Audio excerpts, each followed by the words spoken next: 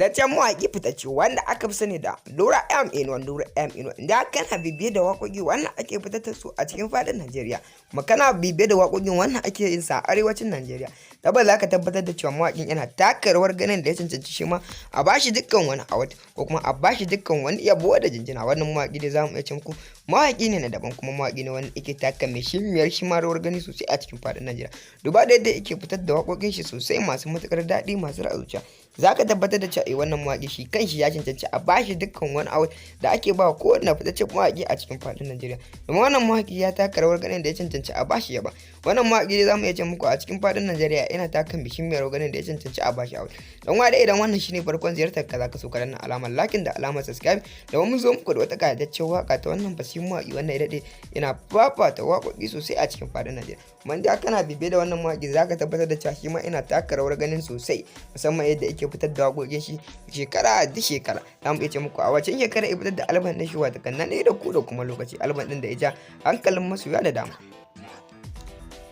Don idan wannan shine farkon ziyartar ka danna alamar like ka danna mun alama na ta subscribe da kuma alamar ƙararra domin hakan ne zai tabbatar da cewa kana bibiyar da mu din kuma kana ƙara ba mu ƙarfin gwiwa sosai a cikin wannan channel. Domin wannan mawaƙi kuwa tabbas mun san yana taka rawar ganin da ya cancanci ma a bashi dukkan wani award da ake ba kowane fasihin mawaƙi a cikin faɗin Najeriya. Kuma za ka yi mana ma share ɗin wannan bidiyo zuwa group ɗinka wanda kake da shi na WhatsApp da na Facebook. Da daidai wannan lokaci za mu samu fitaccen waƙar wannan fasihin mawaƙi wanda daidai yana fafata waƙoƙi mai suna Nura M Inuwa. Bara mu samu fasihiyar waƙar ta wannan fitaccen mawaƙi.